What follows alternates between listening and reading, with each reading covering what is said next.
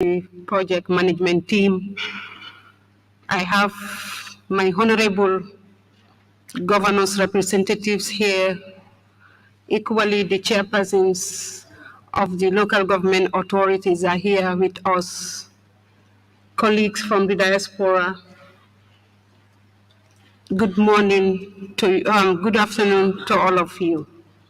First of all, I want to take the opportunity to apologize on behalf of my Honorable Minister of Lands, Regional Government and Religious Affairs for being unable to be with us here as he is currently out of the country.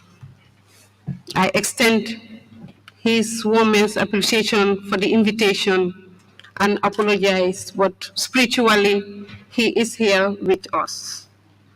I want to talk about a project that the Department of Community Development, as a government department under the Ministry of Lands, is implementing in this country to showcase the mechanism that we are using to reach the poorest of the poor, the vulnerable population across the country.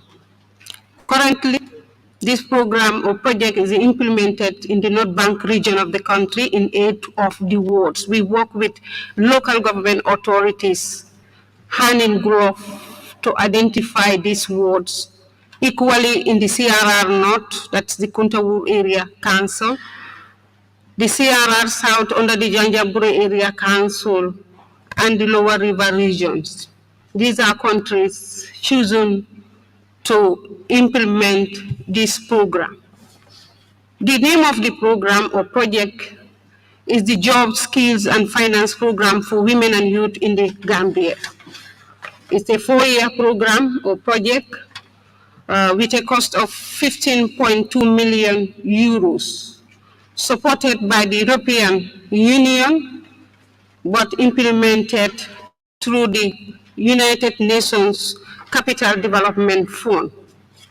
As a department under the ministry, we are the implementing agency for this project. There is a letter of agreement signed in 2018, since that was the launch of the program with the UNCDF to serve as the implementing agency for this project. As you all know, most of you in the Gambia and in the development arena, the Department of Community Development has regional offices as well as extension services that covers the length and breadth of this country at the lowest level in each of these wards, or almost in each of the wards. The main goal of this project is to contribute to stabilizing the economy, social and security situation during the democratic transition by facilitating a social inclusion and employment of youth and women, with specific emphasis on promoting gender equality and addressing climate change. I know during in the morning session we had the previous speakers talking about the transition period from an authoritarian to a democratic regime. So during this process, that was when we designed this project to address some of the challenges the country is facing. Equally, it is designed to contribute to job creation for youth, women, and the local communities. We develop skills and improve access to finance for these poor women and youth in the communities. The program objective, the specific, is to increase employability and for the most vulnerable groups of our society, with emphasis, like I said, on youth and women in this country, with emphasis on green and climate resilient economy. The mechanism that I want to share with this august body is a special one that we call the local. Local means local climate adaptive living facility. It's a mechanism, a new one for that matter, which really promote decentralization, as well as strengthening the local governance system in this country.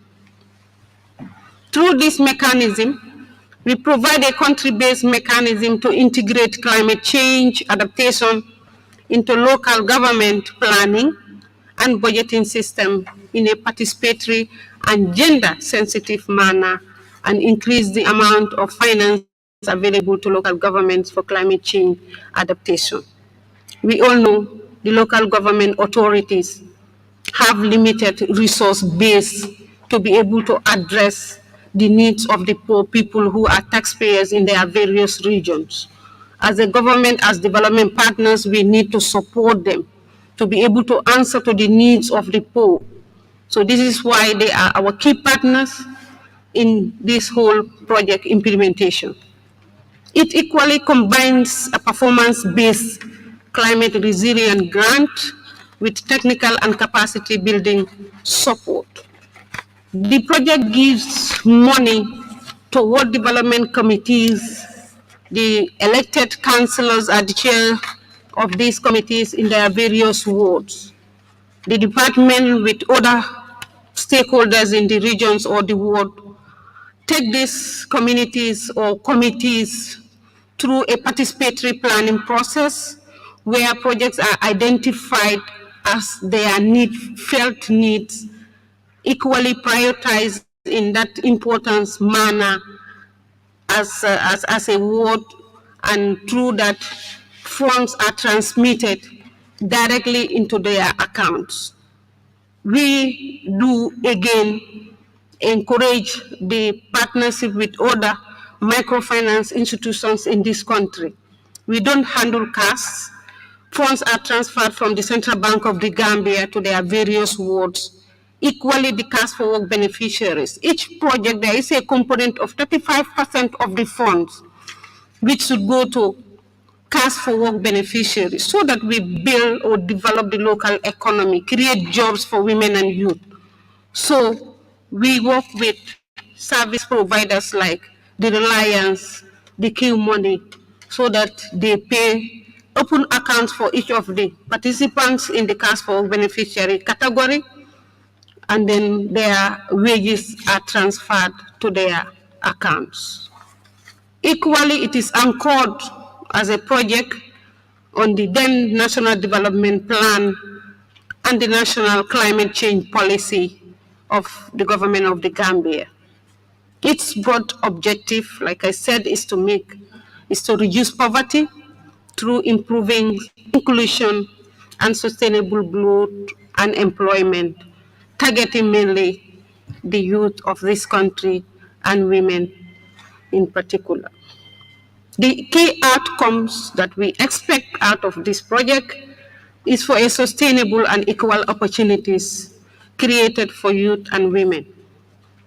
Currently, what we do as a department is to help build the capacity of these ward committees. We all know if you go to the rural communities now, it's very difficult to find, I don't know how to use the word, literate people who will be able to really take note of all what they do as a committee. So we build their capacity in terms of financial management, procurement processes. This is usually carried out by the Accountant General's Department as a partner. Equally, the Gambia Public Procurement Corporation or Authority is mandated to do the training or capacity building in terms of helping them know the procurement procedures in this country, as we have minimum conditions that these communities or committees should meet, as well as performance conditions or performance measures that they should really meet before they can qualify for their second, third cycles in the project. So capacity building is one of the key outputs that we continuously do. Equally, we prepare the preparation of development plans. We just live or work in a vacuum like that. The ward development committees are encouraged to come up with a 4 or 5 year development plan and with a budget that focus how many jobs do they want to create in terms of equally putting into consideration the gender equality and green and climate resilient local economy. So the projects that they will be identifying should be reflecting climate change adaptation, building the resilience of these people or communities that are beneficiaries. The delivery of the mechanism is through, like I said, Cash for Work program and procurement to local SMEs in the regions or the wards, employment of youth and women. We encourage them, if projects requires the service of a contractor, to source it within the ward where they live. If not available, we encourage them to look in the regions before going out of the whole region. Equally, it is designed and implemented on a performance base, like I said, using this local mechanism. And currently, like I said, in year one of the program, Mansakonko Area Council or the Lower River region, we are implementing the program in 8 wards, which equivalents for the first year $90,000. The Kerewan Area Council equally benefited from a total of $90,000. The second year, this program, like I said, was piloted in North Bank and LRR. So in the first cycle, these are the 2 regions that benefited. Along the line, we replicated the idea into the other regions. So second year, a total of 20 wards benefited. In LRR, we had $180,000 disbursed or used as project funds in these regions. Kerewan Area Council, the same funds, and then Janjambure equally coming in as in the second year, benefited from 45,000, and the list goes on. So we have on an annual basis other wards that are increased in the number or onto the existing wards that we are operating in. So as we speak, we are in 32 wards of this country, that is the regions of the North Bank, 8 in North Bank, 8 in LRR, 8 in CRR North and South. We create temporal jobs, like I said, for youth and women. In 2020, 1,406 jobs were created. In 2022, 2,625 jobs were created through the payment of Cash for Work beneficiaries who do or provide the labor, both in terms of skilled laborers and unskilled laborers within the communities that we have this project. We are encouraging local economic development, not allowing contractors to hire people from Banjul or Serekunda to go and implement, but the community beneficiaries themselves would work and earn a living through this program.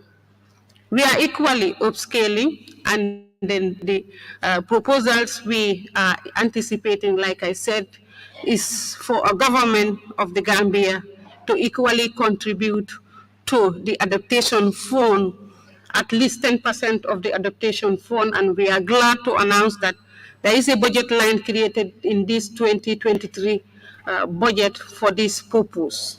Additional funding is required from the diaspora, the MSGD project, so that together we can reach out to the poor people and help them in getting jobs, creating skills for them, and then equally benefiting from whatever the project comes for them. Equally, we are looking up to going into the 88 wards remaining. We have 120 wards in the country, but as I said, it's only in 32 wards. So our wish is to replicate the same project into the other regions or wards of this country. On that note, I want to thank everyone for their support. Equally, the GK partners have supported the Department of Community Development. The training institution under the department that is called the Rural Development Institute, located in Mansa Konko, has benefited from a support from this MSGD project, and we want to thank Professor Fall and team and hope that the partnership will still continue. We are a partner and we will continue to be partnering with you in all your endeavors. I thank you all for your attention.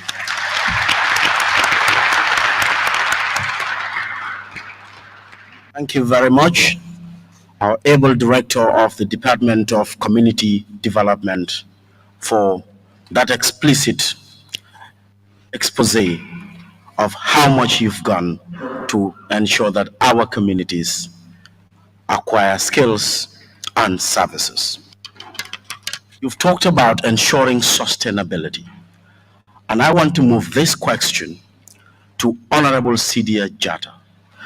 How do we ensure a sustainable socio-economic development through linking the diaspora with national organizations? And what investment opportunities exist? Honorable Jatta, welcome.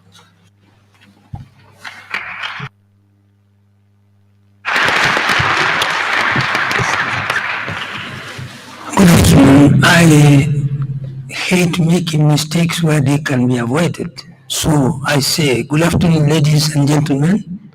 All of the protocols sincerely observed.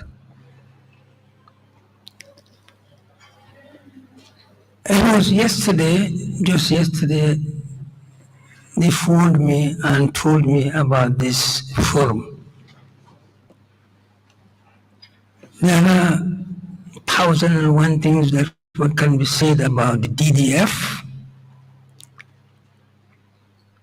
but I'm going to leave that for the moment and talk about what is crucially important as far as I'm concerned. During a break, I sarcastically said to Professor and said, you have generated so much money, 136 million, 2.25 million euros. But you are not Gambians. No, it's important, it's very serious. He laughed, but he understood what I meant. Yes, they are not Gambians, because they have no say in the management of the affairs of this republic.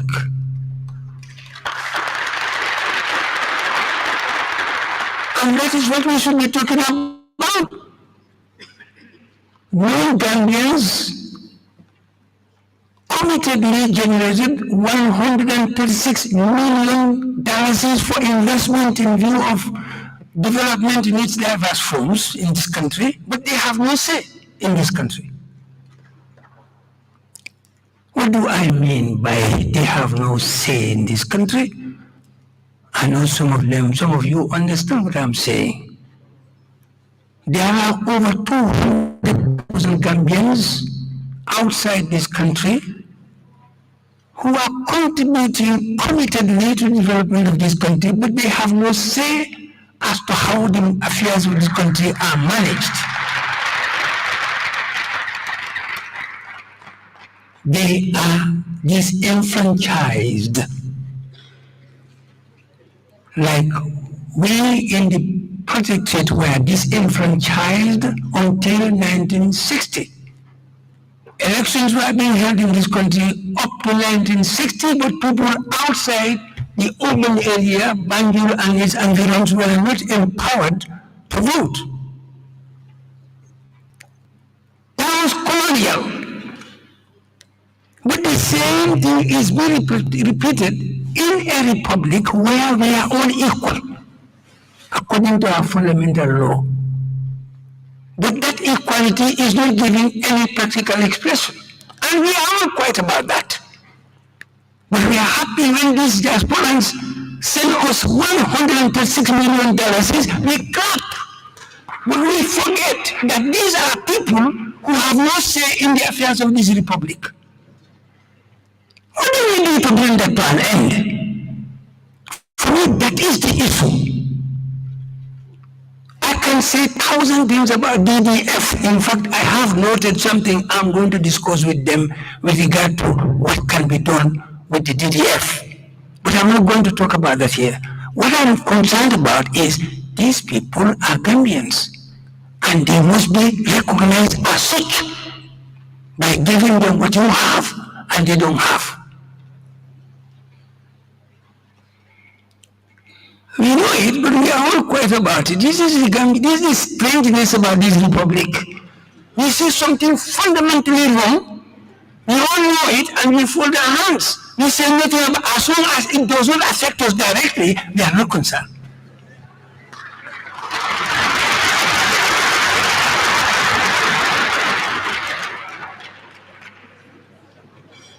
My dear compatriots, it is time we changed. It is time we became a real republic. We should stop being a republic in name. We should be a republic in practice and in deed. These people have a right to vote in this country. The law says every Gambian, section 26 of our constitution is very clear. Every Gambian of age has a right to vote and to be voted for.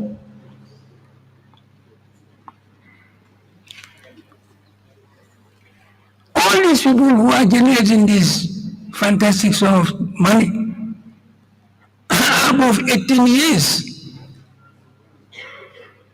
So why are we not allowing them to vote? And they are doing more than what some of us here are doing for this country.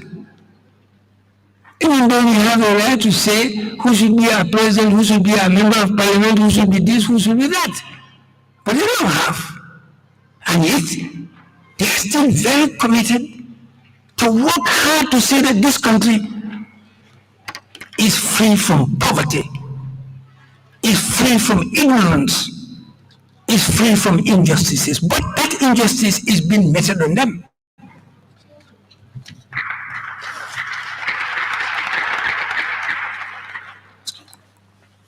So they are asking for changes which are very simple. Section 71, subsection 2. If you have a dual citizenship, you cannot be employed as a minister. Okay, fine. This is Gambia. They just see little things. They refuse to look at things globally. Do you want to tell me that there are not Gambians who are working in the system in the Gambia, either as civil servants or as security agents who have dual citizenship? I know somebody who had worked in the security service, he had dual citizenship. The issue of duality is boiling down to one thing: security. Avoiding you have dual allegiance. But what about a security person who has dual citizenship and is working in that sector? No question about that. And even an ordinary civil servant who is working in the civil service and has dual citizenship, you are not worried about that? What difference does it make with a minister? What difference does it make?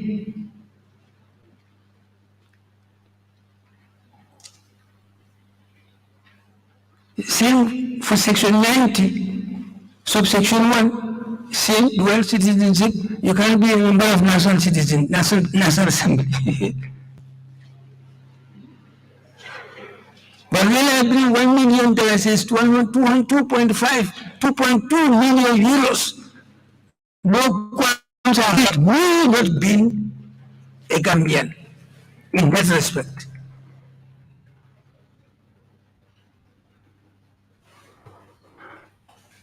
I'm not going to take much of your time.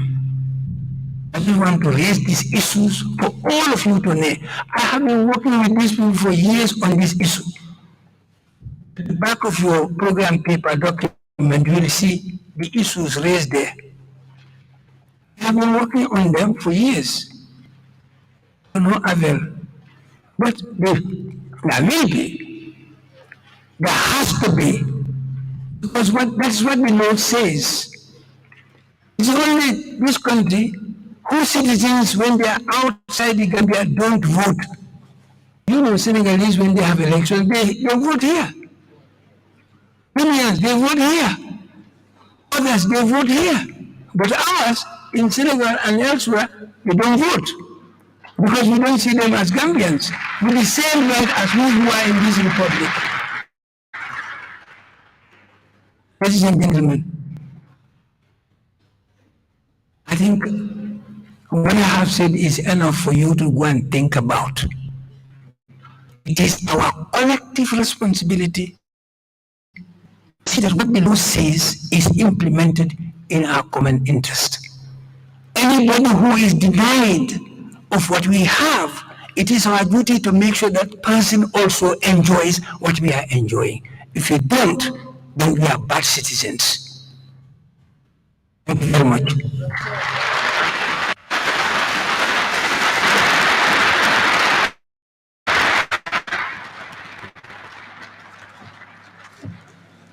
"40 years in the service of the nation, each time he speaks, the vision, the idea, the agenda becomes much clearer.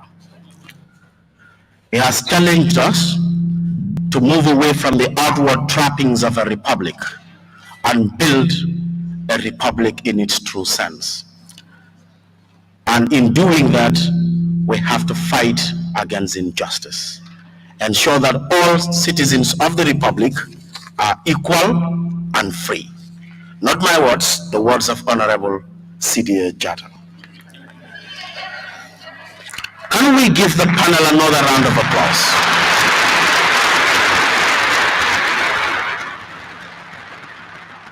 This is what forums of this nature, where people with caliber, with sound minds discuss, achieve. Because after all, development is about ideas.